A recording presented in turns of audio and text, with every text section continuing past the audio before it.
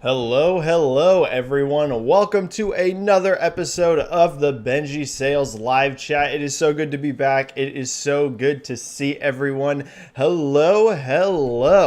All right, what can we chat about today? So, some of the news this week, I'll be honest, it hasn't been like a crazy week, but it has been fairly interesting. So, some of the things that we can talk about, there was a big article that came out via wired.com, I believe, in regards to PlayStation. We got a whole bunch of information out of that, both in terms of like the business side as well as the development side of the PlayStation 5 and how things are going over there. We found out that PlayStation Studios has 25 plus exclusive games in development for the PS5 currently, so more than 25 games. We found out via Herman Hulst that many of these games are brand new IP as well, so that's really exciting.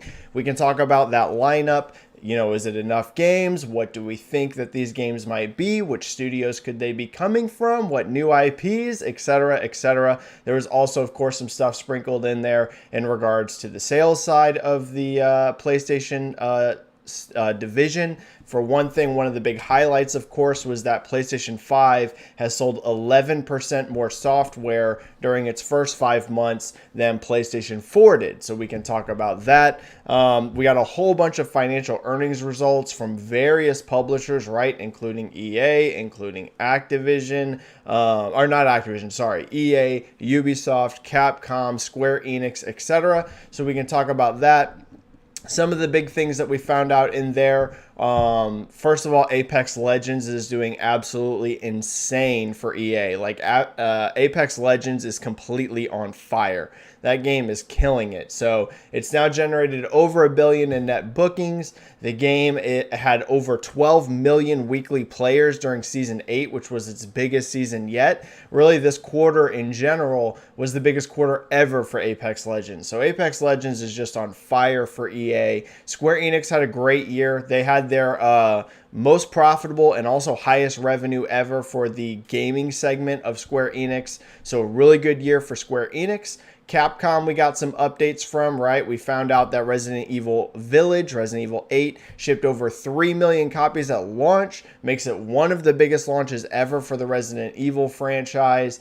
We found out Resident Evil 3 Remake passed 4 million, Monster Hunter Worlds over 17 million. So we had that, and then we had all that interestingness with Ubisoft, right? There was that whole thing that was confusing. I'll be honest, it was confusing even for me in regards to their free-to-play strategy coming up. So we can talk about that. We can talk about whatever you want. So if you're brand new here, if this is your first ever time at my live chat, the way this works, you just drop your comments, you drop your questions down into chat, and I get to as many as I possibly can. Now, there's going to be two ways to do that. First of all, of course, there's the free method, right? You just type in a question of whatever you want, you hit enter, and I get to as many of the free questions as I can during this chat. However, if you want to 100% guarantee that I answer your question, the way to do that is going to be the super chat. You just type in a donation of whatever, I get an alert, and then I get to super chats first, immediately, right? Now, I want to make it clear, don't feel pressured, don't feel obligated to donate into super chat because I do hit free questions as well.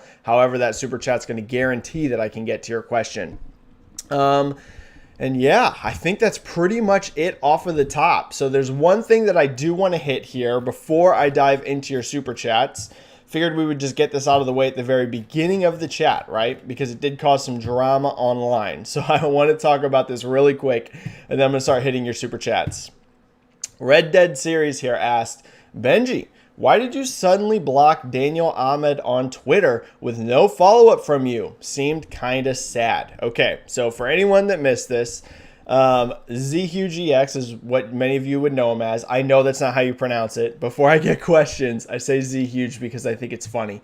It's more of just like a joke because a lot of people do call him that. But Daniel Ahmed, right? So there was some drama online between the two of us just a few days ago. I want to really quick knock this out of the way because it's been remedied. I'll be honest. Me and Daniel are in a very good place now.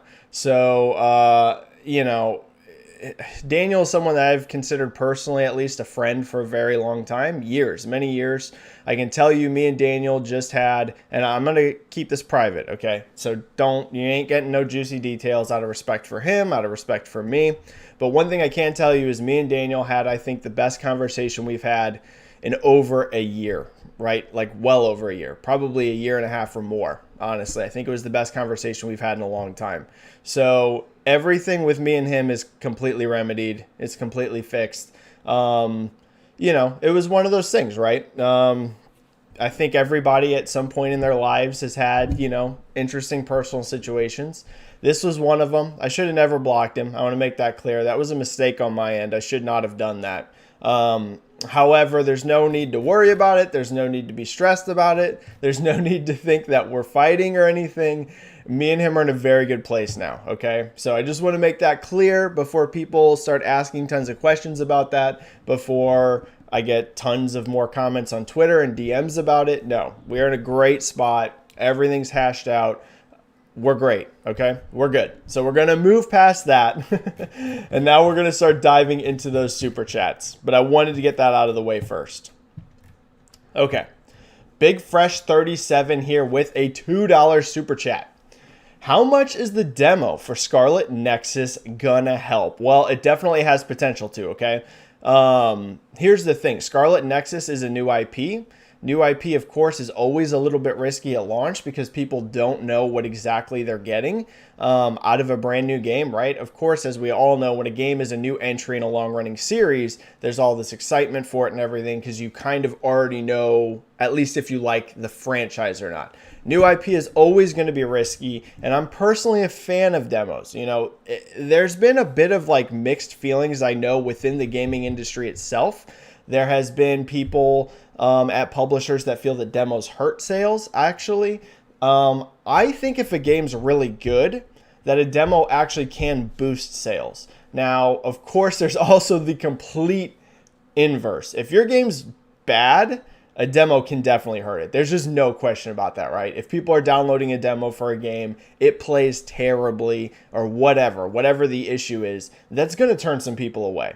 So if it's a bad game, a demo can hurt it. But I don't think if your game's good, like if it's really good, I don't think a demo takes away from your sales at all. I think it can boost sales, actually. One example I saw of that, I believe, was Final Fantasy VII Remake. When that demo dropped, it got so much traction online, and you saw pre-orders skyrocket, like at various retailers on the PlayStation Network. Like it completely soared after that demo. So I think demos can help sales, actually, if it's a very, very good game, right? Scarlet Nexus, who knows how it's going to be.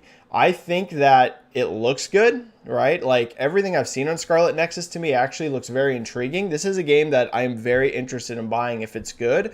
And as we know, right, this year has been fairly shallow. Now, the last month has been crazy, right? We had Returnal, we had Resident Evil Village, we had Mass Effect, right? And now we've got Ratchet and Clank coming up. So it got really busy, but there was a chunk of the year that was pretty slow. So I think it has a nice window, being a nice summer game. So if the demo's good, I think it will help sales. Yes, I think it has potential to. And then Big Fresh is asking if Apple Arcade is a success. I'm honestly not sure on this. I don't have a ton of information. I can tell you that Apple themselves is making an astronomical amount of money on games, right? Like, this isn't a secret. They're one of the most financially successful of anyone in the gaming space, right? Apple themselves isn't really making games, but they just get so much money through the App Store for all of the games, right? So if Apple Arcade specifically is seen as a success or not, I'm sorry, Big Fresh. I just don't have enough information to know if they for sure see that as a success or not. The one thing I can say is Apple in general is just killing it, right? They're making an absolute ton of money off games. But Apple Arcade, I'm just not 100% sure. I haven't done enough research into that. I am not, I'll tell you, you got to know your strengths and you got to know your weaknesses. When it comes to mobile, I am by no means an expert, okay? The things that I'm pretty good at is really in the console, the AAA space, that sort of thing. Mobile is, I have not done near enough research into the mobile space. Thank you for those super chats, Big Fresh. KY Han here with a 5 super chat. Benji, you interested in Dragon Quest at all? Dragon Quest Day and live stream is the 26th. I put good money on a Switch first Dragon Quest 9 remake or 12. So, first of all, I have never played a Dragon Quest game. I have Dragon Quest 11 literally installed on my Xbox right now through Game Pass, but I just haven't been able to get to it with some of these new releases. And so am I interested in Dragon Quest? I would say yes, but I'm not a fan, like a veteran of the franchise at all. I do think Dragon Quest 12 is about to be announced. Yeah, like I feel really confident in it, to be honest with you. I don't know for sure if it's going to be that live stream or if it's going to be at E3, because keep in mind, Square Enix is at E3 this year. That's already confirmed. So Square Enix is going to have things to show at E3. 12 is going to get announced soon. I really, really, really think so. So, in terms of a Dragon Quest IX remake, that I have literally no idea. I have no history with, like I said, the franchise. So, somebody that's more clued in would know if Dragon Quest IX is the kind of game that people are expecting a remake of. But I will say, I think it's time for a 12 announcement. Yeah, this isn't insider info, but I do think it's coming. Yeah, at least the announcement. That game's probably still a decent ways off, but it's been, quite a bit since Dragon Quest 11. They'll want to get that hype train rolling. Square Enix isn't the kind of company like for example, Bethesda, who waits like super close to a game launch to announce it. Square Enix just announces games like whenever, right? Years in advance. Look at Forspoken, look at Final Fantasy 16, and we could even go, to previous generations. They aren't afraid of announcing a game 2 years out, right? So I think 12 is going to get announced. Yeah, I really do think so. Either here or at E3. One of these, I think so.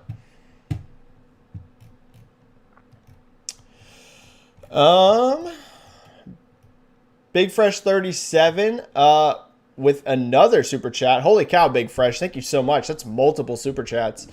We've gotten news/leaks that Psychonauts 2, Crossfire X, and Phantasy Star Online 2 New Genesis are all close to ready. Is there any way Xbox shadow drops them all at E3? Well, I think some of these are, very close. So I don't know if they would all be shadow drops, but I think particularly Psychonauts 2 and Phantasy Star Online 2, I think these are about to launch. Yeah, especially I would say Psychonauts. When that store listing went up and all of that kind of stuff, I think so. Yeah, and they just added Psychonauts to Game Pass, so getting people a chance to play Psychonauts 1 before 2 drops, because let's be honest, Psychonauts 1 was not a huge success financially, right? Like tons of people have never played the original, so I think getting that into Game Pass so people that never experienced it can play it and get hyped for Psychonauts 2, that was a great move. So I think Psychonauts 2 is right around the corner.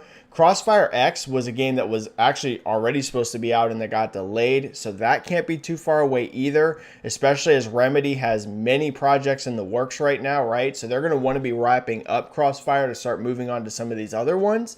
Like Remedy has like 4, 5, 6 games in development. Like they are super busy. So Crossfire's probably soon, and Phantasy Star Online probably soon too, yeah. So I would say I won't be surprised if 1 or even 2 of those are shadow drops, or at least like within like E3 month, but I'd be surprised if it's all 3, right? That would shock me, but I think at least one of those 3 is going to launch very close to E3. Maybe it's not that day, like download it now, but quickly, right? I think so.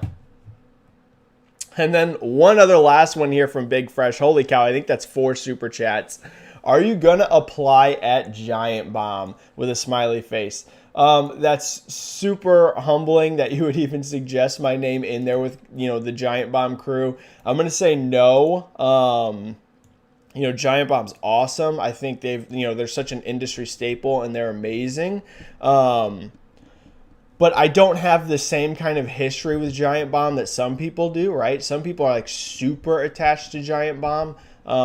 Me, I do watch Giant Bomb sometimes, but I'm not like super with them. Like they're like my main people I watch all the time. I'm more of like an Easy Allies and Kind of Funny guy. Like I watch Easy Allies and Kind of Funny all the time.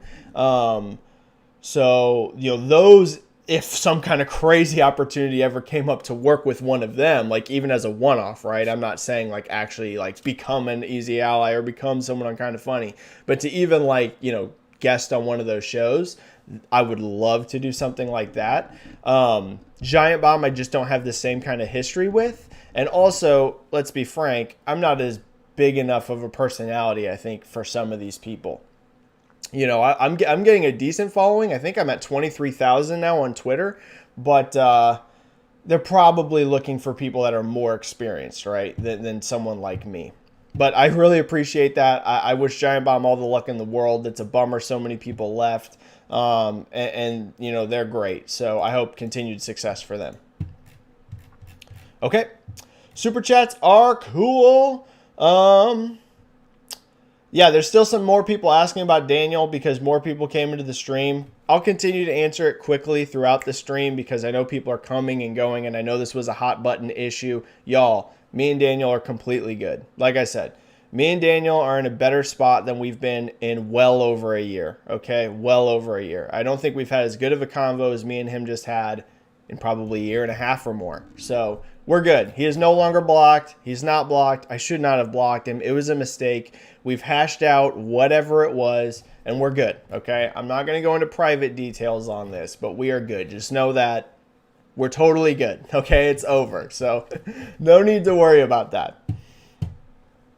Okay. I saw it bummed some people out, and I totally get it because me and him share a lot of similar followers, right? Like a lot. Me and him both talk about sales. He's way smarter at it than I am, but we do share a lot of the same community. So I know it bummed a lot of people out seeing that. I had some people even mention to me it was like seeing their parents fighting. We're good, y'all. We're good. We are in a good spot. Okay. Travel Peck. Some saying PS don't take risks anymore, not going to make new IPs. Well, 25 plus new exclusive games, possibly half new IP. Bad narrative over now. Thoughts? So, yeah. Okay, let's really quick start talking about this because this was a super big story, right? I mean, 25 plus PlayStation Studios games in development. So this isn't even going to include all the third-party games. It is going to include some, though, probably. So the way this works, at least I'm assuming from the way Herman stated this, because he said it was 25 plus, so more. 25 is the minimum and then more. What that says to me, because that would be weird to say 25 plus whenever it was like 27, my guess, and this is just a guess, they probably have like 25 games in the pipeline right now that are very solid. Like they are 100% expecting these games to release. And then they probably have a few more on top of that that are like very early, right? Maybe pre-production, they're still figuring out. So that's probably why he just said 25 plus, because at the very least, they're very confident that 25 of these games are like absolutely going to launch. And then there's probably a few more that are nebulous that are still, in that conceptual phase. We all know games in the early pre-production phase, they can get canceled or that project can warp into something else. But at the very least, it's a large number, right? 25 plus games in development. And this is not going to include just some third-party exclusives like Final Fantasy 16, right? That would not factor into this number because that is not a PlayStation Studios game. It's a PlayStation exclusive, but it is still published by Square Enix, developed by Square Enix. It does not fall under that PlayStation Studios umbrella.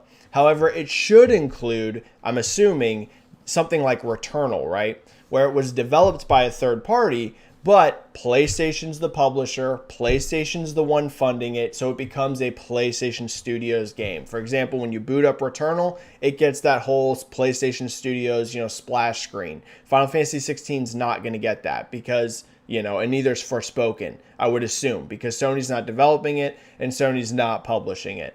So, that means there's more than 25 exclusives coming. That just means it's 25 games that Sony has direct input on in development. So that's pretty exciting.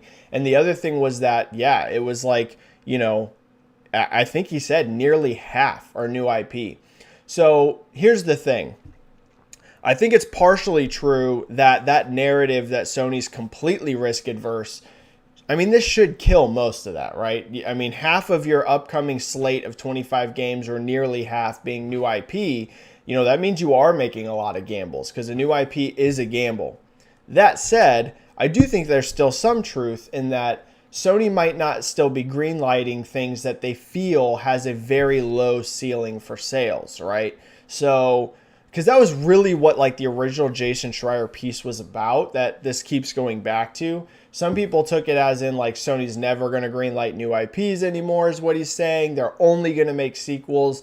I don't think that was the main takeaway. The main takeaway was Sony's looking for games that they think will like really hit home runs. Like they're going to be very, very good quality. They're going to sell a ton of copies, right? So you can still definitely make new IP, but be really confident in it, right? Look at something like Horizon Zero Dawn. Look at something like Ghost of Tsushima. So I think they're still going to be risky with making new IPs, but I think they're going to be focusing in like, hey, we want to make sure if you're getting that PlayStation Studio splash screen, you're getting our funding, you're getting, under that umbrella, it's a game we can feel super, super confident in. So I just think now if you're at a PlayStation first party or if you're, third party wanting to work with them, you're probably going to have to come with like something that they think sounds like a banger, right? Something that PlayStation looks at and they're like, yep, this could be a real home run for us.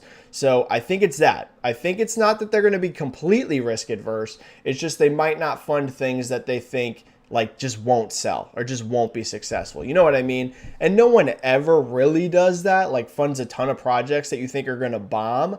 But there used to be an argument. In fact, I think you even saw PlayStation make this argument in the past that their games don't necessarily have to be super profitable on their own. It was really about bringing people into the ecosystem and buying PlayStation consoles. And then if your game was super profitable on top of that, that was like a bonus. I think they have less of that thought pattern now. I think that they want each game to be profitable, right? Every game, we need you to be making money on this project. So I think that's really what it's about. But yeah, I mean, half of your upcoming slate being new IP, yeah, dude, you're taking risks, and I love to see it, right? I love to see that. Okay. We had a super chat just drop from Timur. Thank you so much, Timur. 72299 in the chat with a $2, or not $2, €2, I think. Saying no question today. Just wanted to show my support. Well, thank you so much, Timur. Thank you for always being in chat, like literally from the beginning, always being around. Great to see you, Timur. And thank you for the support. Thank you for the super chat. All right. Elias Stapleton. PlayStation 5 in UK in April, I think, was the 4th console in the rankings. Yeah, bad month for PS5. 1 was Switch. 2 was Xbox Series X and S. Yep. 3 was PS4. And 4 was PS5. This is because of the shortages. What do you think? Thanks. Yeah, it's looking like April was a pretty weak month for PlayStation 5 overall. I've also seen some evidence that the US, I think, isn't going to have a great April in terms of like... the month, and I don't think May, I think this upcoming month, May even, could be a little weak for the US. So, here's the thing. It's all about shortages. It's not that people don't want PS5s. In fact, you're seeing something similar in Japan, right? I just saw David Gibson tweet about this, about how the weekly sales in Japan are still fairly low, right? It's not like abysmal, but there's just not much units out there.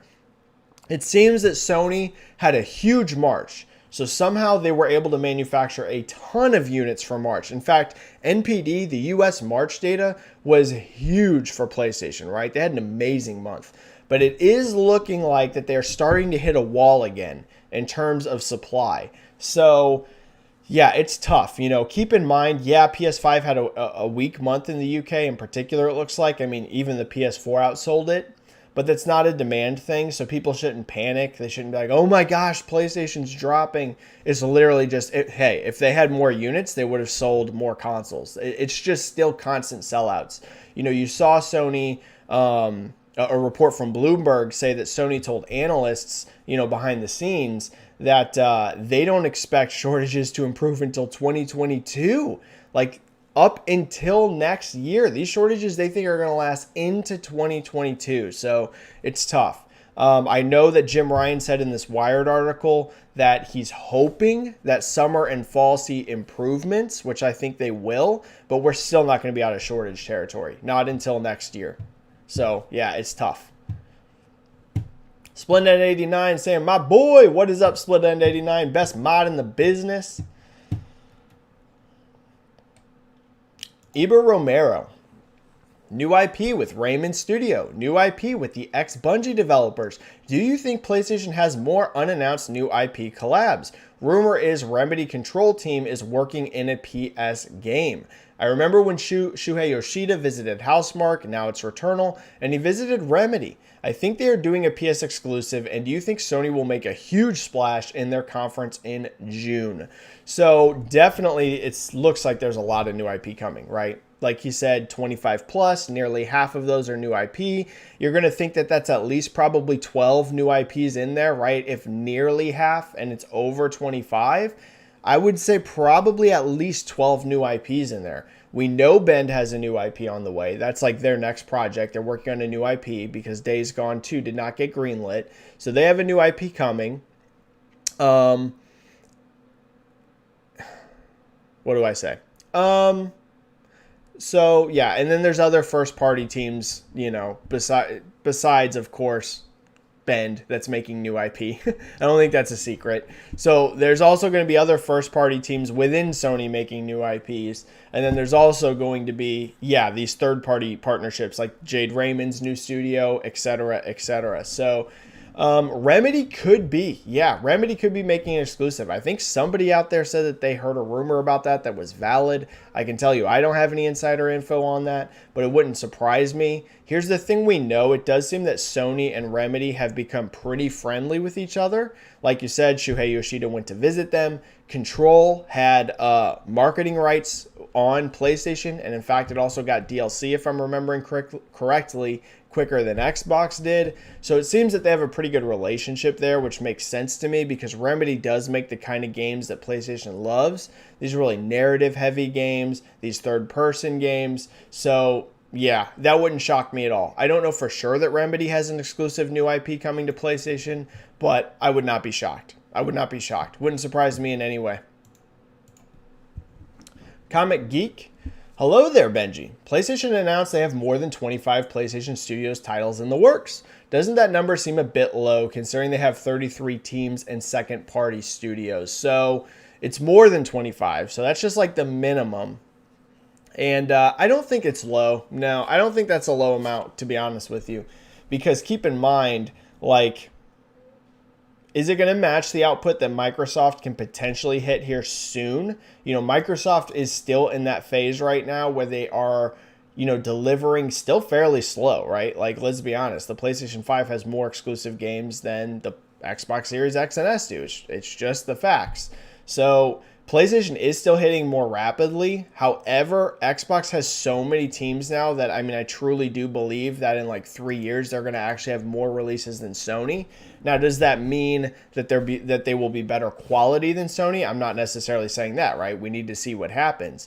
And being, quote, quote, better overall than Sony is going to be hard because Sony's already proven themselves, right? But at the very least, I think that numerically on titles, we could see a situation in a couple of years where Microsoft does have more first-party games coming out more rapidly. Like they just have so many teams now, right? So many studios. So that's a potential scenario. All of that said, no, I don't think 25 plus is too few, especially whenever you factor like, you know, games take 3 or 4 years to release.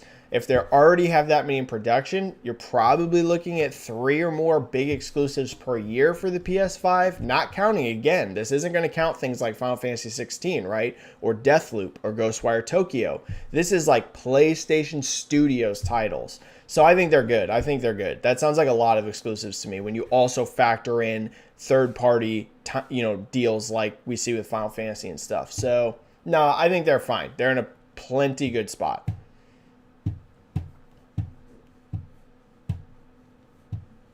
Forzathon is back. 11 years of Alan Wake. Let's go. Yeah, let's go. I love Alan Wake.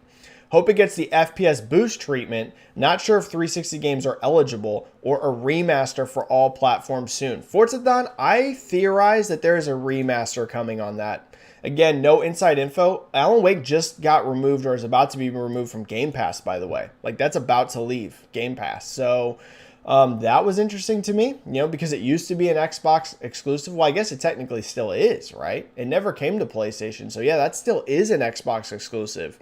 And that's leaving Game Pass. I theorize that there is a remaster coming for that game. And it just makes all the sense in the world, right? PlayStation owners have not played it. So, and it sounds like Alan Wake 2 is on the way. Like, it sounds like that's Remedy's next big AAA game that they're making with Epic. So, and that's going to be on consoles too. They announced that. It's going to be on consoles and Epic Game Store. And it apparently is Alan Wake 2, which, by the way, y'all, holy cow, Alan Wake 2. I've been dreaming about this game for 11 years. I bought Alan Wake at launch 11 years ago. So, holy cow, I've been waiting for 11 years for this game. I think that there is a remaster because if you're going to drop Alan Wake 2 on PlayStation 5, I would think you want the PlayStation user base to have some sort of familiarity with the first game because Alan Wake is one of those games that's heavily narrative driven, right? Like there's some games you can drop a sequel on, and if it's not like a super story focused game, it's like whatever, right? You don't need to play the first one. Alan Wake is one of those games literally the game's about a writer, right? So you're going to have a lot of story and narrative there when your main character, literally his job is to be a writer. So yeah, I think there is going to be, I'm not necessarily going to say a full-on remake, but I think at least a remaster, 4K, 60 FPS, all that goodness. I think that is coming. Yeah, I really do. I really think it's coming. Specifically because of PlayStation, right? You're going to want those people to have a chance to play Alan Wake before the sequel.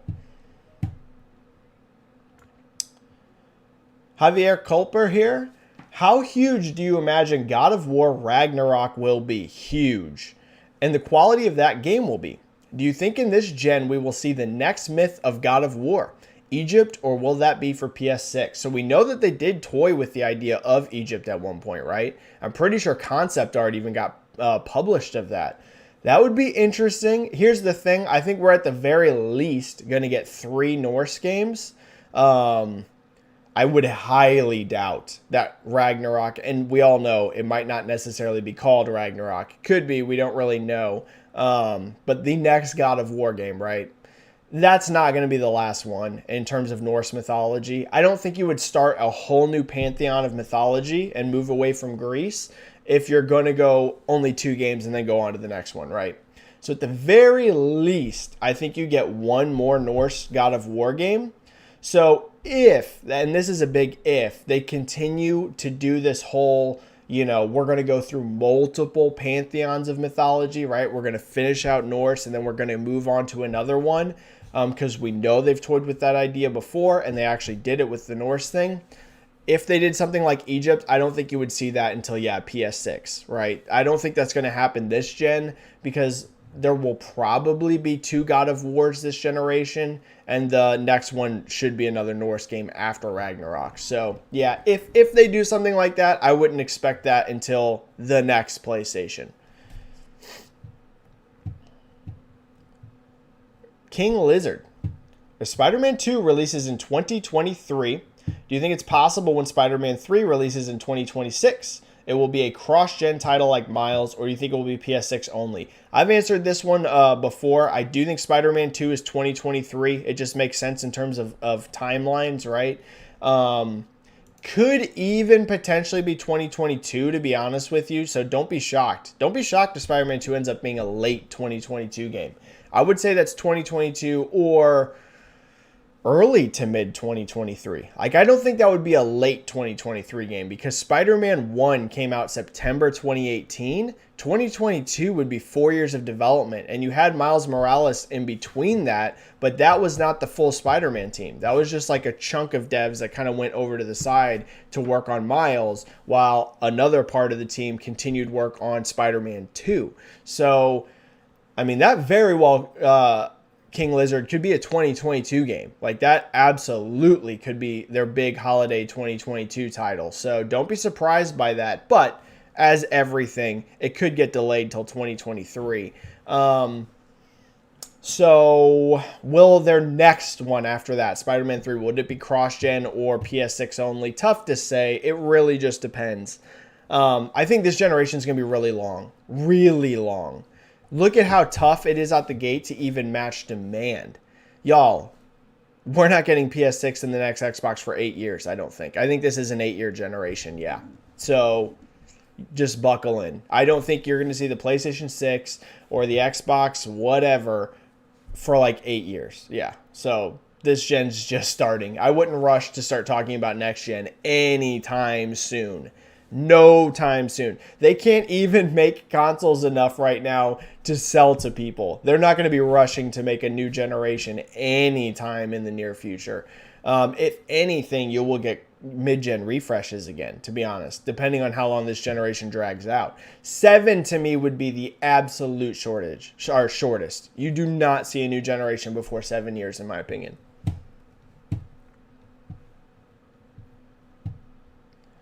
Batman Forever. Oh, this is my question. I'm going to read it because I can put more context with it. But that's funny. We were just talking about this. Batman Forever says, ahoy! Do you think the PS5 life cycle will be longer than usual, meaning 7 to 8 years? Yes. Until the next PlayStation console releases. Because of the pandemic, yes. And the consistent shortages of the console. Yes, yes, and more, yes. You're not going to see the next generation for a very long time. So just get real comfortable with these consoles. Like you said, there's the whole pandemic, which is of course impacted like basically a full year of like everyone's plans. Basically, you just take a year and kind of scratch it off the calendar and then move forward, right? We have basically a whole year lost. So, and yeah, some stuff got done, but you know what I mean. Massive delays across the board to everything. So just take a year, scratch that off. So that's going to automatically be an impact there. Then you have shortages, which are going to last until 2022, at the earliest, according to Sony, essentially. So that's going to delay things even further out. You're not going to be rushing to R&D and put a brand new console on the market when you can't even make enough of what you got right now to sell it. So that's going to delay things. And you also have the bonus of these boxes at launch are way better than Xbox One and PS4 were. Now, just like anything with tech, these consoles will start to feel old in like 4 years, which is kind of why I suspect they might do mid-gen refreshes again. But in terms of launch, like the day they came out, these consoles were way more fully featured than Xbox One and PS4 were at the time. Like as soon as those consoles released, the CPUs in them were already considered junk, to be honest. Like they were not considered to be modern, cutting edge, great tech CPUs, right? As soon as those consoles came out, then you also had like some of the RAM issues that you saw like with the launch Xbox One. These consoles out the gate are just a way better foundation than those were. You have the SSDs in there with super fast speed. You have a very solid CPU in there. You got solid GPUs in the box. You got good amounts of RAM and good high fast RAM. So there's just no reason to rush it. Yeah, it'll be 7 or 8 years. 7 or 8 years. Miles Morales, do you think we will see heavy hitter games get announced at this year's E3? Also, do you think it's possible that we will not see more game delays because of COVID, because it is slowing down? So 2 things, Miles. You will potentially still see a few more delays, but that's mostly going to be like stuff that it just got so set back from this last year that like just now they're hitting the point where they're like, yeah, we just got to delay it. Like we could not catch back up. So you're going to still see some. God of War. God of War is not launching this year. Just go ahead and cross that out of your mind. That game is not coming this year. If you notice, Jim Ryan just did a big interview. He specifically talked about how Horizon Forbidden West is still coming this year. Notice there was no mention of God of War. It's because they know, like Sony knows God of War is no longer this year. The only reason they haven't announced God of War is being delayed is because I think when they announce that, they want to give you a much more firm date and they also want to show you the game. So that way the delay stings a little bit less, right? If they came out right now and just were like, hey, God of War's delayed, a lot of people would be salty because they haven't even seen this game and Sony themselves might not fully know exactly when that game's going to launch now. I think when they announce the God of War delay, they're going to show you some gameplay, or they're going to show you a big cinematic trailer, and then they're going to give you at least a time frame. They might not give you that exact date, but they might say spring 2021. You know what I mean? Or something like that. Like give you that window so the delay sucks, but it stings a little less because you have some context behind what the game is and the date. So you're still going to see some delays. However, I do think that really starting in the back half of this year and moving into 2022, I think you're going to see a lot more people back into their offices, a lot of more people back into like heavy development without, all of these issues we've had. I do think you're going to see more companies adopt a work from home attitude in terms of that being an option, right? I don't think necessarily you'll be forced everyone to go back into the office or into the studio physically, but I think you will see a lot of that. So I think, we are getting towards the tail end of it, it looks like. And delays will be not as bad starting like next year. But you're still going to see some this year just from this past year. And then will E3 have heavy hitters? Yeah. Yep. Keep in mind, we still don't have a lot of games announced for this new generation. Like, we just don't. So you just got to do the math, right? Like, because of COVID specifically, so many games were delayed, which also means that so many announcements were delayed. The thing a lot of people haven't factored in, we're all talking about tons of delays that happened to games that were announced. But keep in mind, there was a ton of games that were unannounced that also got delayed. And in fact, those unannounced games probably got bigger delays than the announced ones because those were earlier into development. So those needed a lot more work in terms of like even establishing what the game is than some of these later titles that were mostly content complete and were more in the polishing and finishing stages. If you're just spinning up your game and you're just nailing the gameplay and what the world is, like, dude, this probably hurt your development so bad. So many games that were probably planned to be announced this year got pushed back. So I think this E3 potentially has a chance to be ultra stacked because I think 2022 is going to be a huge release year. So yeah, it could be big. It has potential to be very big. Venom Harness. WB Games as a publisher have many announced games set to release next year. What do you think will happen to unannounced games from NetherRealm and Monolith? Could we see them at E3 2021 or E3 2022? Is it possible that both of them could be revealed this year and released next year, or is it too much games that they would compete with themselves? Venom, this is actually an amazing question. Like, this is very good. Because WB does find themselves now in a very weird spot, don't they? Keep in mind that the Arkham Knights game, or Gotham Knights. Sorry, I always want to call that game Arkham Knights. It's such a similar title. Gotham Knights was originally supposed to be this year, right? 2021. Then you have Harry Potter, which was originally supposed to be 2021.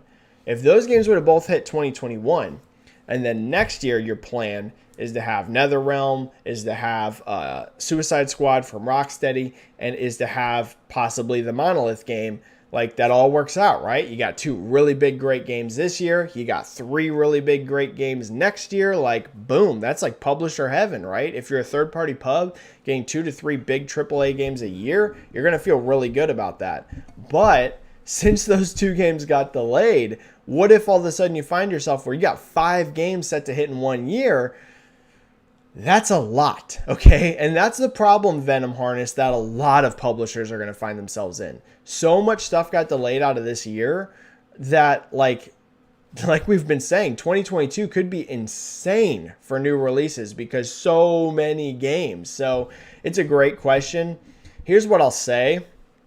If you feel a little sketchy about any of those other 3 games, NetherRealm, Suicide Squad, or Monolith, I say, even if you think you could like push hard and get it out in 2022, if you feel like this game would be a lot better if we just gave it another 6 months, I say you just do that because 5 games in 1 year is a lot. And if you actually do that as WB, then all of a sudden you hit 2023 and you might have like nothing, right? So then you could have a terrible 2023 if you just throw everything at the wall in 2022 and then your next year you have almost nothing to show for it. So yeah, if I was them, if any of these games you felt could use any more time at all, just go ahead and delay it. Just go ahead, right? You're going to have plenty to launch next year anyways, so just push it off. It's not a big deal. So yeah, that's that. I think so. All right, we had 2 super chats pop in. Let me hit those 2 really quick. Oh, we had 3. We had 3 super chats drop. RRD with a 2 super chat saying, seems like Xbox may have a killer E3 finally. The potential is absolutely there, RRD. Starfield, I really think is going to be there. You know, if it's not, that is gonna suck. I hope it's there. I really want to see Starfield. We just saw a bunch of Starfield leak. Now, this was a very old build, right? It's from 2018. But it already looked like a huge engine jump. If you haven't seen the leaked screenshots, they're out there. And this is from 2018. That's 3 years ago. This game now is going to look radically different than it did 3 years ago. That's going to be true of any game ever. If you talk to any dev and you say, how did your game look 3 years ago? And how did it look at, 3 years later? It's going to be way different, right? Some of your core ideas are still going to be there, but you're going to get so much more polishing, so much of your art style more, finely tuned and nailed. So I thought this looked great from what leaked, and that's from 3 years ago. I mean, Starfield, I think it needs to be there. Forza Horizon 5, all accounts, seems to be in Mexico and also seems like it's going to be there. So that would be an amazing announcement. Halo Infinite clearly is going to get a huge blowout. So it could be a killer E3. The only thing I would caution people against, this is just my personal expectation. I don't think we're going to get a ton of new games announced from Xbox Studios at this E3 because they already have a lot announced. That's the thing. There's a lot of complaints about Microsoft's release slate right now, and I think that's valid, right? There just hasn't been many games, right? We're basically 6 months into this generation, and Microsoft hasn't delivered much in terms of exclusives. They do have a lot of announced games, though, right? You got Everwild, you got Hellblade 2, you got Halo Infinite, you got Starfield, which is announced, you got Fable, you've got Forza Motorsport, not Horizon. I could go on the list, right? There's a ton of games that are announced, avowed, that we've basically seen hardly anything on.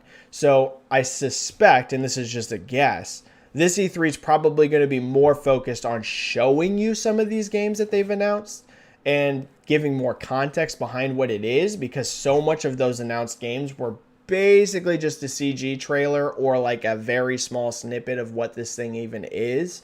So this E3, I'm not expecting Microsoft to just come out and be like, here's 5 games you never even heard of from Xbox Studios we're going to announce. Maybe 1 or 2 of those, but probably more just showing you what these games they've already announced even are. So yeah, but it could be potential to be great, right? If some of those games deliver, if Starfield looks amazing, if Halo Infinite looks radically improved from what we saw before. I mean, Forza is a motorsport, Forza Horizon, is a giant franchise. So if Mexico looks rad, it could be a great E3. It definitely has potential. I would just caution against expecting tons of new game reveals because you might get that from third parties, but I think from Microsoft themselves, you probably won't get as many. Benji with a 5 super chat. Hi Benji, rumor of a new Donkey Kong coming this year. Does this mean Breath of the Wild 2 is coming in 2022? Can the Switch make $25.5 million without Breath of the Wild 2? No, I feel pretty darn confident that Breath of the Wild 2 is this fiscal year. Yeah. If it is 2022, it's going to be early. It's going to be by March. By the end of March, it's going to be here. So, couple things. First of all, that Donkey Kong rumor, I haven't dug into it, but it seems credible, right? Isn't the rumor it's the Mario Odyssey team? That makes sense to me that you would have a new Donkey Kong. It has been a while. I would actually hope that this Donkey Kong, if it is true, I haven't done enough research. I hope it's way different than the retro games were, than Tropical Freeze and Donkey Kong Country Returns. Maybe do a 3D Donkey Kong game. Something quite a bit different. We had those 2 retro games. They were amazing. But, I think just to change it up, you heavily change it. So, But yeah, they could do Donkey Kong and Breath of the Wild 2 in the same year. There's nothing holding them back from that, especially if they're launching a new revision, right? You want to pump out some brand new software to go with that new console. If the Switch Pro really is launching this year, you want Breath of the Wild 2 and you want Donkey Kong and really whatever else you can throw at it. So I would say that if Donkey Kong is releasing this year, that does not rule out Breath of the Wild 2 at all. In fact, I feel like 95% sure that Breath of the Wild 2 is going to be this fiscal year. Again, if it's not 2022 or 2021 calendar year, it's going to be out by the end of March. I feel certain of that. They put it this way, if it doesn't, it means it's because it got a huge delay. Like, that's the only way it doesn't make this year. The plan, I'm telling you, has got to be to launch this fiscal year. Ralph Muster here with a 15 super chat. Thank you so much, Ralph. Just passing by for saying that I respect both your content and Ahmad's. You're both hard workers and overall awesome persons. I agree, Ralph, that Daniel's great. I will take the compliment from me. Thank you so much, Ralph. You're always so kind and supportive in here. And just in case you weren't here, Ralph, when I talked about it, me and Daniel are good. We're good. Everything is 100% behind us. We're good. Okay. We had a very good conversation and we are totally great. We're great. Big respect to Daniel, and yes, we're good. Thank you so much for that super chat, Ralph. All right, we got some time still, so I'm going to hammer through some more questions. We still got some time. Homishley Ford saying, hey, what is up, Homishley Ford? Silence PP7. It seems Mass Effect Legendary Edition is doing well review-wise. Yeah, really strong reviews. Very strong. How good do you see it performing long-term? Great. Really good.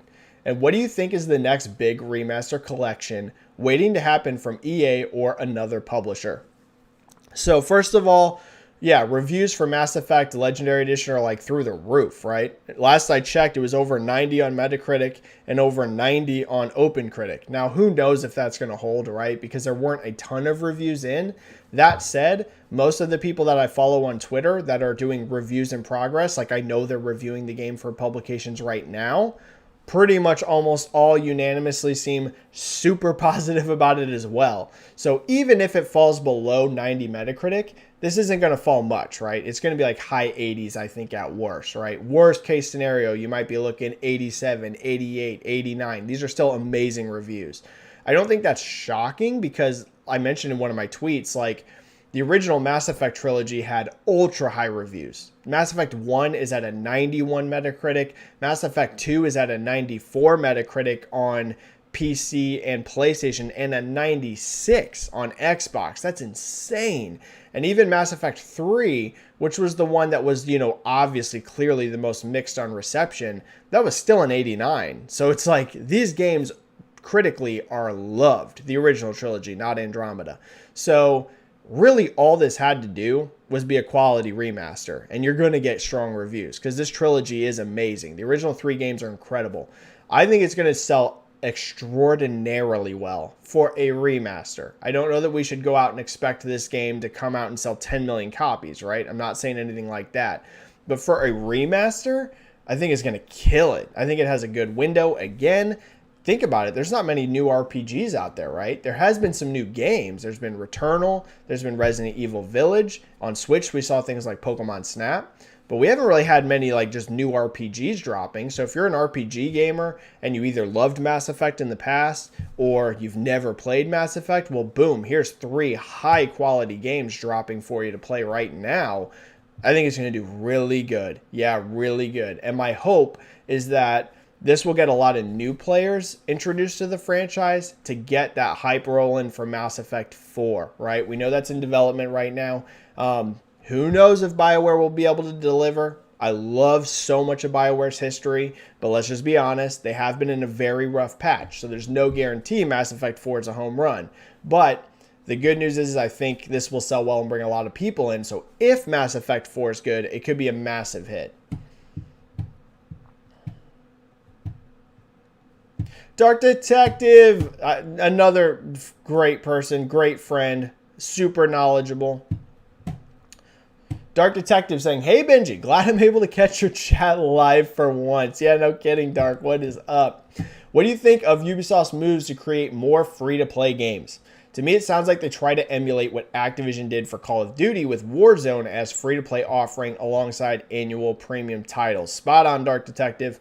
So there was a ton of confusion about this specifically, including from me, right? I was literally on the conference call listening to them, and even I was a little confused by it. Like, I think I might have even interpreted it slightly wrong, though I don't know. This whole thing has been weird. You even saw publications like VGC, for example, writing articles that basically were saying the same thing that I thought was going on, but I don't want to get into all the weeds and like the crazy, hyper analysis of words. The main thing to take away, no matter what, is that Ubisoft has more free-to-play games coming than they ever have, right? So regardless of how this impacts AAA, because there's a ton of debate about that, like what does this mean for their AAA output? The one thing we know for sure, right? There's no question, because Ubisoft themselves flat out said it. They are making a way bigger investment into free-to-play in the future. You're still going to get AAA games, don't worry. You're still going to get single-player games, don't worry. I mean, Assassin's Creed Valhalla was a colossal success for them. Far Cry 5 was a huge success, and they said on the conference call they have really high expectations for Far Cry 6. So you're going to still get single-player AAA games, but they're also going to do a whole bunch of free-to-play, and we're already seeing that, right? They just announced The Division Heartland, which is a free-to-play game. Here's the thing, like, free-to-play has become so big, like, if you're a massive publisher, you, like, almost can't ignore it, right? Like, it's almost like business malpractice to at least not mess with free-to-play, right? I think there's a definitely ton of debate about how much you do that, right? Do you go all in? Like, we're doing tons of free-to-play and we're not doing much else. Well, I think that's a mistake, to be honest, because I still think there is a lot of demand for big, giant AAA single-player experiences. Like, we see a lot of sales from those games. However, you also, I mean, just look at it. Like you said, look at Warzone. Look at Apex Legends, which was just had its record quarter. Look at Fortnite. No one ever hardly talks about it, it seems like, with free-to-play because it's an old game. But look at stuff like League of Legends. Like, there's so many games. Look at Genshin Impact. Genshin Impact has been massive as a free-to-play game. So if you're a big publisher, you like almost have to mess with this model just to see if you can find some crazy successes. It's just a matter of how much resources are you going. I would not go completely down this path or like be hyper focused on it, because there's also a lot of competition in that free-to-play space, right, with the juggernauts. So pulling players away from games like Fortnite, games like Apex, Warzone, that's going to be hard, right? They already have such massive player bases that pulling people away from that's tough, but you can find success. So I'm all for them experimenting with this. I would just caution, Ubisoft's a company that has had so much success with their big AAA games in the past, whether it is The Division, whether it is stuff like Far Cry, Assassin's Creed. Don't lose sight of that, right? Make sure you're still doing some of that too, because that is really what got you here, right? But then also go into free-to-play. Hanato SZFR saying, hello, Benji, good to see you, good to see you, good to see ya. JCat, what is up? JCat saying, hi, can't stop for the whole stream because you got a class. It's all right. It's good to see you, JCat. Giorgio, hello, Benji. What do you think the future of Xbox fixes the game studios Bethesda hits the mass audience in terms of fixing their reputation? Okay, as the no game console. Well, it's just math, right? I've mentioned this before. I mentioned it when I was on the Windows Central podcast. The argument that Xbox has no games, you will not be able to ignore it, right? It's literally a math equation. It's just math. They have 23 studios. Tons of those studios have multiple teams. Tons of them. First of all, you have places like Playground Games that we know is making Fable, and they're making the next Forza Horizon. That's 2 games from that studio. You have Obsidian, which we know has like 2 or 3 projects in the works. You have In Exile, which supposedly has like 1 or 2 projects potentially in the works. You know, I could go down the list. You have the Coalition now, which we know has Gears of War 6, and then also it sounds like something else that could be a new IP in the works. Like, you just go down the list, and it's just math. Like, there's going to be games hitting at a rapid pace. The thing is, Microsoft went out, they bought all these studios. Some of those studios had just released games. Some of those studios, like Bethesda, had prior contracts with things like Tokyo Ghostwire and Deathloop. So, I mean, I'm going to be honest. It could still be a little bit, Giorgio. It very well could be. My expectation personally is that 2022 and 2023 in particular, is where I think you start to see a lot of these studios' output increase. Because by then, they will have been part of Xbox for long enough. They will have gotten these new IPs or whatever projects they're working on ramped up enough. 2021 clearly is going to be a light year, right? Except for maybe at the very end, right? Maybe the very end of the year, you're going to get like Forza, Halo, and maybe Starfield. You know, that's a roll of the dice. But I definitely think you're going to get Forza Horizon 5 and Halo at like the very end of the year. But you would look at all of 2021 as a whole and be like, yeah, that was a light year for Xbox. 2022, I think, will be better than 2021, but maybe not like crazy output. 2023 is the year that I would peg like, yeah, they're probably going to have a freaking ton of games, like a lot hitting by then. So that's probably the year you really heavily see that change, but it will start improving the end of this year in 2022. Peter Yannick saying that is super cool that you resolved it with Daniel. Yes, yeah. I shouldn't have blocked him. You know, there was, like I said, it was a personal issue. And we both made our points, and we felt good about it. That's all I'll say. I'm not going to go into, personal stuff, but we're in a good spot. So I only keep mentioning it because I know people are coming and leaving on this chat, and this is the only chat I'm ever going to talk about it again. So after this, I'm not going to talk about it because that's all behind us. We're in a great spot now. Better spot than we've been in over a year.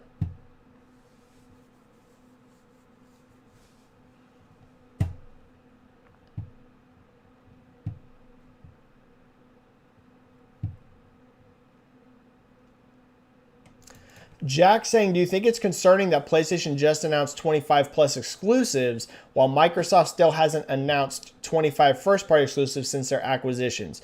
No, because it was a nebulous announcement. Like, Sony didn't actually come out and show you 25 games.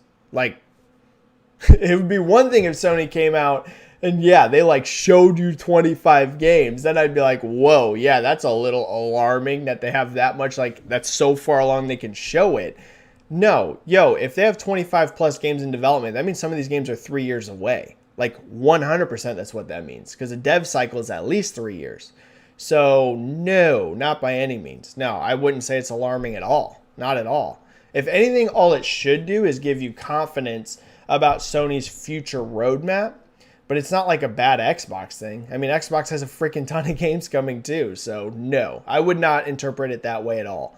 Again, it'd be different if we saw 25 games. Then I'd be like, my God, if they're showing this many, how many do they actually have in the works? But it was a nebulous announcement. Some of these games are a year away. Some of these games are 2 years away. Some of these games are 3 years away. You know, it's not 25 games in the next year. It's 25 games in production coming to the PS5.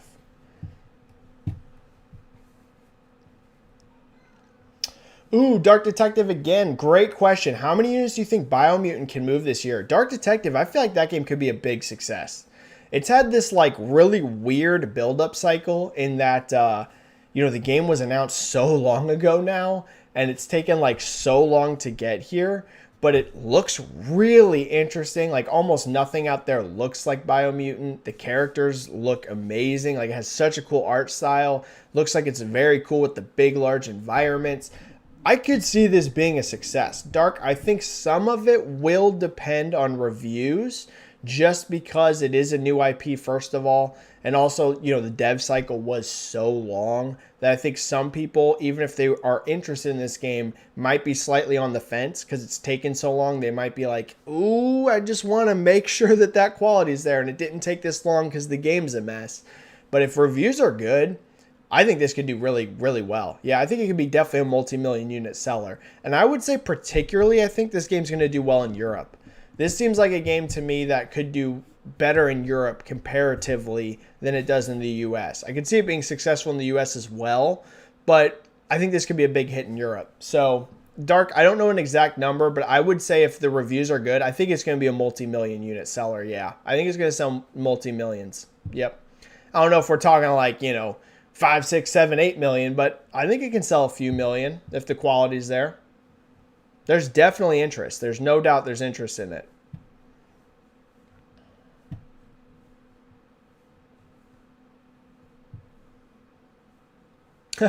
Big Fresh said, I missed last week. I got 2 weeks of questions saved up. Well, thank you, Big Fresh. That was like a bunch of super chats today. Thank you so much.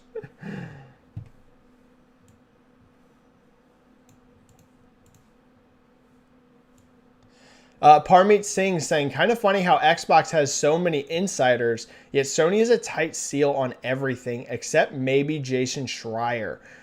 This is interesting. It is interesting because here's what I can tell you, and I don't do much of the insider thing anymore, like at all. I avoid it. Sony info has always been a little hard to get a hold of, but not like insane. Xbox has been easier. I would agree with that. Xbox seems like it's easier to just get info out of than Sony. But it's not an ultra tight seal, to be honest with you. Part of it is that you have like journalists that are really focused on Xbox, and you don't see as many of that on PlayStation, right? Like you have people like, Jez from Windows Central. You have people like Tom Warren. Like I could go down the list, right? You have these journalists that like really do focus in on Xbox and do very solid research and reporting on Xbox. You don't see a lot of that on PlayStation, which is interesting.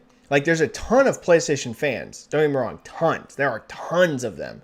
And there are a ton of PlayStation fans in journalism, but working at IGN or whatever. But you don't see as many like that's their area of expertise, right? Like when Jez is reporting on something, like he's doing the work, like he's digging into Microsoft. Tom Warren, similar thing. Like that they're really sitting there and they're diving into Xbox. I agree. You don't see as much of that with PlayStation, which is weird to me because they are way more successful globally. And I'm just saying it's not impossible to get info out of Sony. So, yeah, I agree. It is interesting. It's an interesting thing.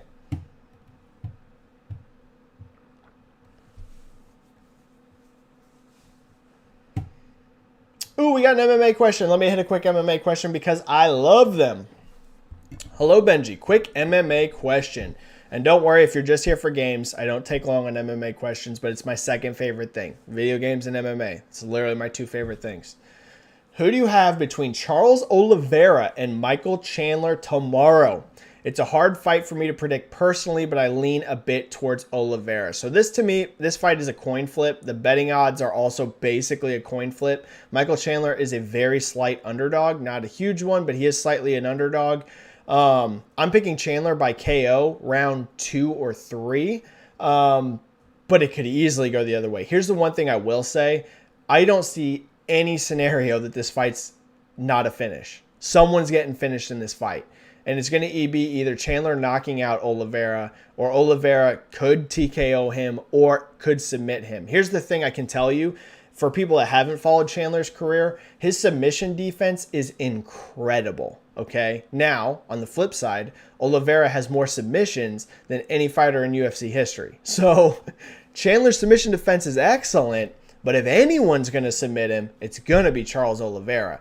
But I just think of the two, I think Oliveira is the more well-rounded and technical fighter, but Chandler's power and explosiveness to me and his mindset, Chandler is like, any interview you see with him, he is dialed in. That man is on a mission.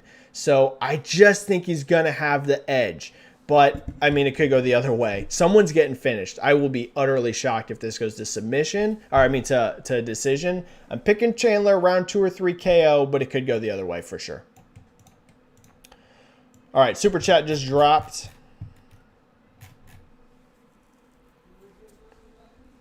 Benji with a 5 Super Chat. The Epic vs. Apple trial seems controversial deals. It seems the Unreal 5 engine reveal was just marketing and not the fruit of technical collaboration. So This Apple trial has been super interesting. Here's one thing I will say. I dived out of the Epic versus Apple trial. I'll be honest, after 3 days, I couldn't deal with it anymore. So shout out to the judge and also shout out to the journalists that are still listening to this. I just hit my limit. A lot of it just started being like repeating themselves basically. Like I felt like in the first 3 days we mostly had an idea of what their stance was, and since then it's just been, from just the details that I'm gleaning out of it, just a whole bunch of just like random things, seeing what's gonna stick. I have heard, and I bounced out of this on, like I said, I'm not listening to every single one. Early on, I felt like this was super lopsided in Apple's favor. I have heard from people following it that Epic is doing a better job now of making a case for themselves than they did early on. But I dove out, right? It just got to be too much. I was like, okay, y'all are basically repeating yourselves here. Like, we know what your stances are, and now you're just throwing, like, I mean, just anything. It's like Epic and Apple are both just like, throw as many darts at the dartboard and see what's going to hit. I mean, some of the stuff that's getting pulled up is just weird, right? Weird.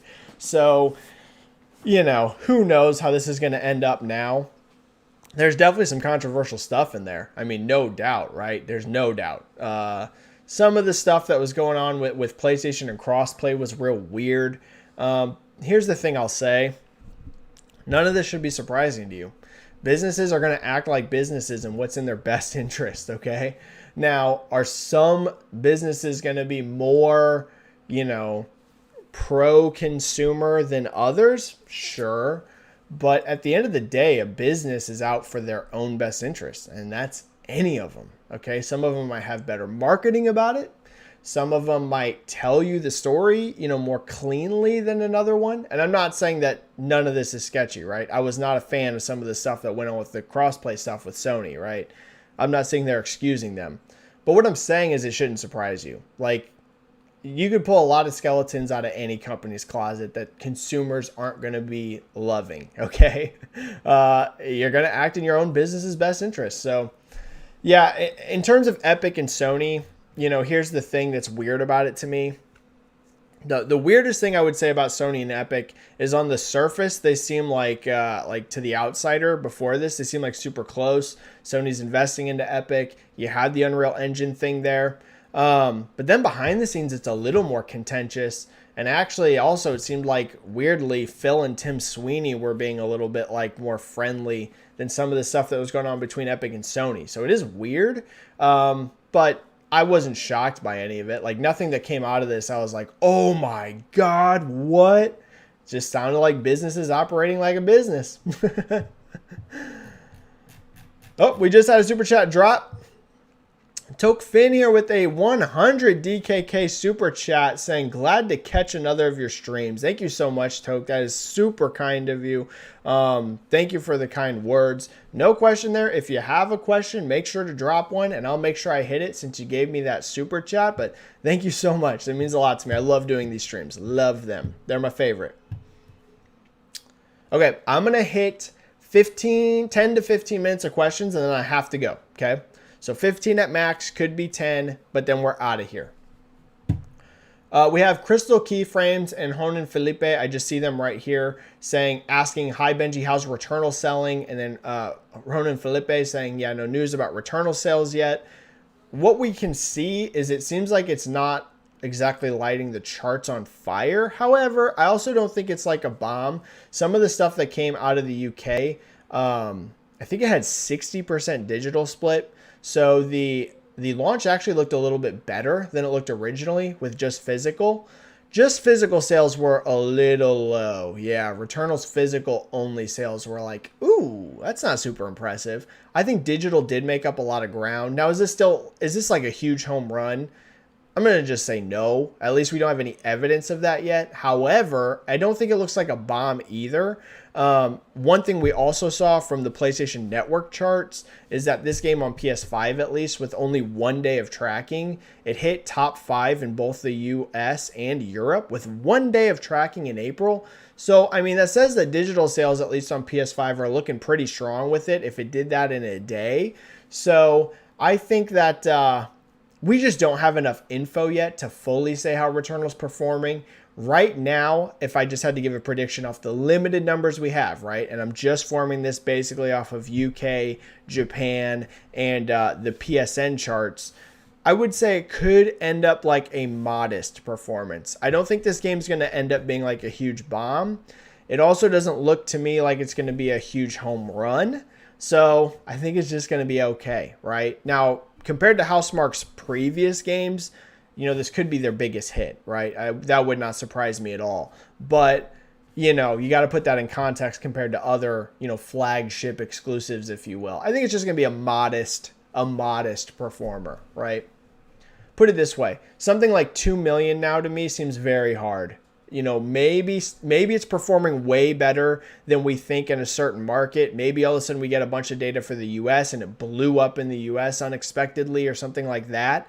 But at least looking at what we have, hitting 2 million lifetime could be a challenge.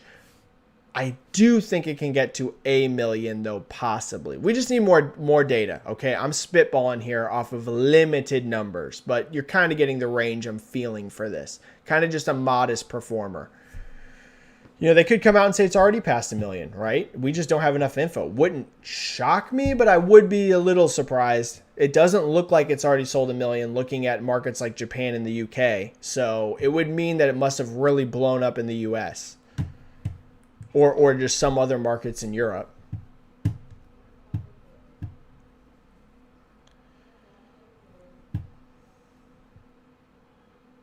Yeah, RRD is saying Batista apparently turned down a Fast and Furious movie to pitch a Gears movie. You know what? Shout out to Dave Batista.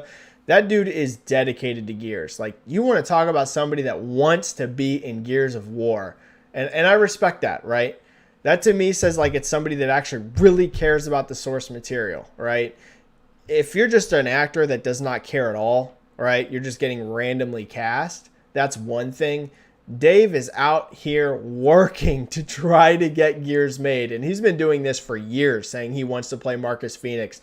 I don't know if this will ever happen, but big shout out to Big Dave because the guy clearly loves Gears of War, okay? You don't love Gears of War or not love Gears of War and try for years to make this into a thing. So I hope it happens for him personally. I really do. Dave seems like a good guy, and he's clearly passionate.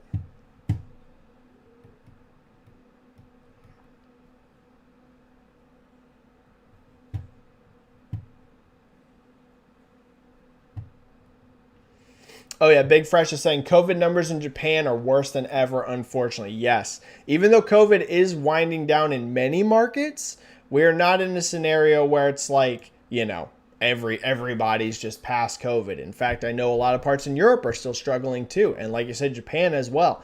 What I meant is that particularly U.S. development, right? I mean, the U.S. is really coming out on the other end of the pandemic. It's not over. You are seeing some people be like, the pandemic's over. It's not over, okay? The worst is behind us, though, in the U.S. Like, the only way the pandemic could get worse in the U.S. is if, like, literally COVID would have to, COVID-19, it would have to change on, like, a fundamental level of how this virus works in order to, like, suddenly get drastically worse in the U.S. The U.S. has such a high vaccination rate, and it continues to climb slower now, but it is still climbing. Unfortunately for us, so many people already had it that they have antibodies built up because so many people in the U.S. caught this that, like, you are hitting a level between people that have been vaccinated and people that just straight up have the antibodies from already being sick that, like, I mean, you can just look at the U.S. numbers. They're declining. So U.S. development, which there is a ton of development in the U.S. and I would say North America in general, because Canada also seems to be headed this way, is going to be back pretty good by the second half of this year. But yeah, not everybody. Japan, no. I know some places in Europe are still really struggling, so it ain't going to be back to 100% this year, but a lot of improvement for sure.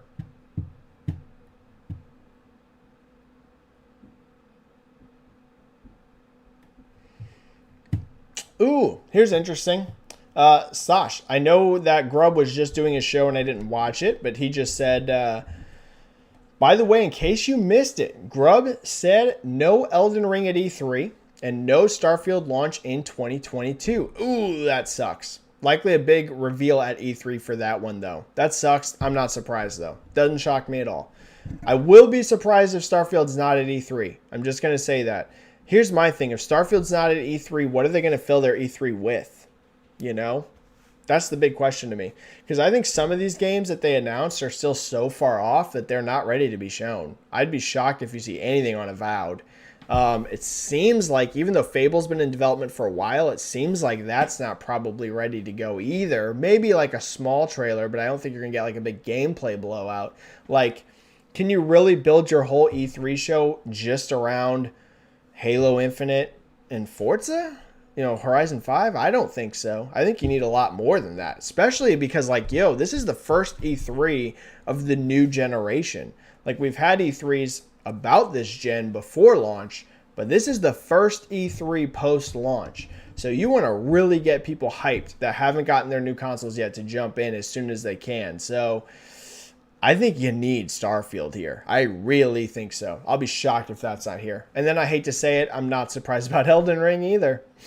Who knows when Elden Ring is going to release? Maybe that's a 2025 game. Oh, man. I hope it's sooner.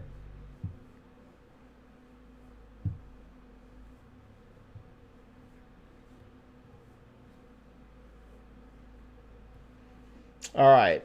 Grabbing a couple more things, and then we're done.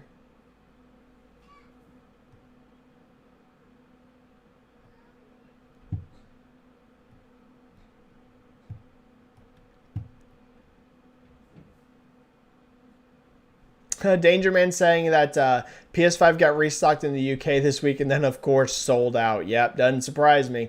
It's the way it is in the US, too. As soon as restocks hit, it's gone. I mean, it's going to be that way for a long time. It's going to be a long time.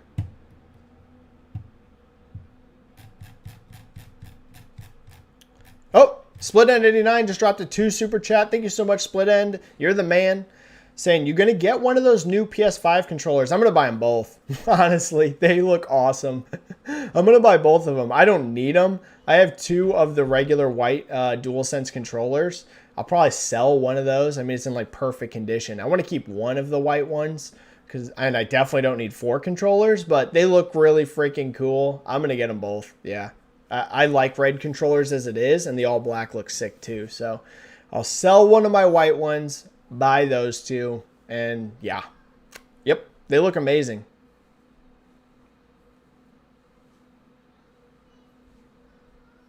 Parmeet Singh makes a good point. Says Bloodborne didn't sell super good at launch either. Took 6 months to get past 2 million. Could see a turnaround for Eternal sales after discount and PS5 availability. Absolutely could. Yep.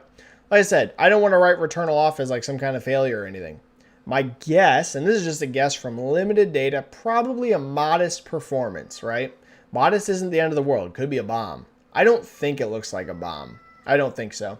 A bomb would have been like not ranking on the PS5 bestsellers, not selling anything in the UK, then I'd be alarmed. Like I said, the UK physical wasn't very good. Like, it was pretty low. But once you added that 60% digital in, it looked a lot better of a number. It did have a big second week drop, though. So it's just tough to say. We need more context. This is the tough thing, right? It's the tough thing about whenever you don't get any sort of PR at launch. You're kind of spitballing, especially as we haven't seen NPD yet either. NPD will also add context to this. I would say if Returnal misses the top 10 to 15, I'd be alarmed. If this is like outside the top 20, I mean, that's bad. Yeah, which I don't suspect it will. But if you saw a scenario like that, I'd be real scared. Like, I'd be like, okay, Returnal did not do well. This is a game I never expected to be a colossal success. So if it can hit top 10, top 15 NPD with the short tracking, right, I'll be okay with it. I'll be okay with it.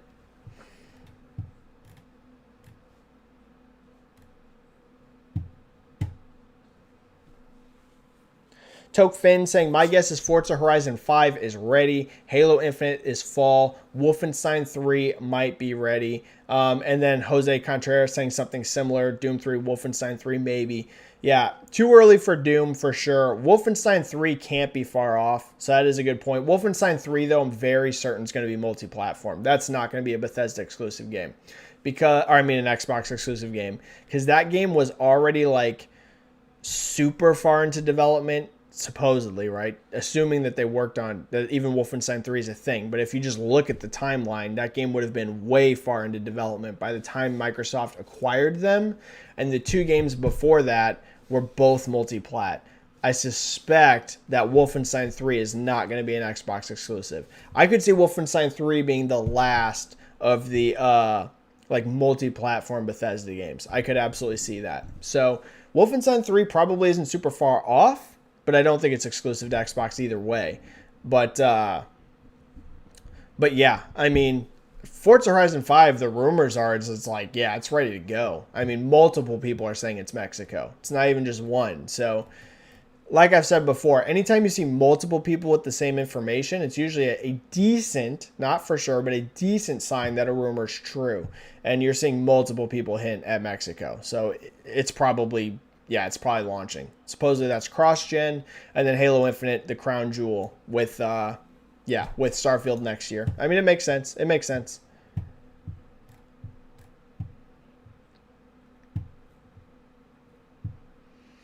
Okay, I'm going to pull out 2 more questions and then we're out. Dreamwalker with a funny comment here. This is funny. Remember how the whole Xbox Series X showcase was leaked? Compare that to Jim Ryan threatening to fire everybody who leaves the room. You get the picture. Yeah, like I said, I don't really dig for insider leaks anymore. I used to, though. And I've explained it. The main reason I got out of it was because there's so much fake info that circulates. And it's too much work, honestly. You only have so much time in your day. I feel like if you want to be like good as a leaker, because I have a whole other job, right? You need to be like spending a lot of time doing that, right? Like being that insider guy. You got to research so much because there is so much that gets out there. I just stopped wanting to take the time of trying to do all the research to filter what was BS and what wasn't. The one thing I can say, though, is back whenever I did that a little bit more, definitely Xbox stuff was easier to come by than PlayStation. Ubisoft was the easiest. There's no one that leaks more than Ubisoft. I can tell you that. I mean, dude, Ubisoft, you could find out anything you want just about. But part of that's because there's so many freaking people that work for Ubisoft all over the world, right? They have studios literally everywhere on Earth, and they have just thousands and thousands of people. So they are very easy to get info out of. Very easy. In fact, it became so easy, I just don't even think Ubisoft cares anymore. I don't even know if they care about leaks anymore, honestly. But yeah, Sony is harder. Not impossible, but definitely harder. Definitely the harder of the bunch between them and Xbox.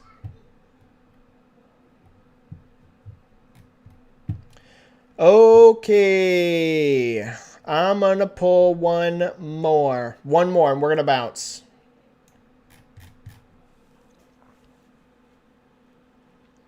Seth, I'll answer this because I keep answering it throughout the chat. Seth says, kind of disappointed that you blocked Z Huge. I know it's not Z Huge. I thought you were more mature than this. Seth, we already worked it out. Me and him are good. We're better than we've been in a year and a half. So, there's nothing to worry about between me and Daniel. We are literally in the best spot we have been in a long time. Listen, I've known Daniel for a long time, y'all. Like, I don't know if people like think that like it was like completely random. Like I don't know Daniel at all and I just randomly did this. I've known him for years, okay? Years. I mean, he's somebody that I consider a friend. So it was a weird situation. It's over now, okay? Relax. No one needs to be upset. No one needs to be mad at Daniel. No one needs to be mad at me. Nobody needs to think that nobody's not immature. We worked it out. In fact, I would say if anything, it's proof we are mature. We worked it out like mature adults. We hashed it out. We're good. We are literally good. Best spot we've been in a long time. Okay. yeah, we're going to just call it there. We're going to call it there. All right, everyone. I'm going to call chat there because it has been basically an hour and a half. Let's bounce. Okay. If you're not subscribed to my channel, make sure you subscribe. We're on the path to 3,000. Let's get up to 3K. Let your friends know about the chat if you haven't already. Hit that like button if you like doing these chats. It helps the YouTube algorithm, helps people find my channel. So make sure you hit the like, make sure you hit the subscribe. And yeah, we'll be back next week, right? I don't know exactly which day next week. You know me. It's kind of random throughout the week. I know, I apologize. I don't have a set time, but that's one of the negatives about working retail. My schedule is all over the place. Sometimes I'm working in the morning, sometimes at night. My days off are random. The joys of retail, right? So anyways, make sure you subscribe. Make sure you hit that like button. Follow me on Twitter if you don't already. I'm Benji-Sales. You all already know that. Stay safe. Play some games. And I will see you next time in the next YouTube chat, or I will see you on Twitter. Peace. Peace. Bye. Bye. Bye. Bye. Bye. Bye. Bye. Bye. Bye. Bye. Bye.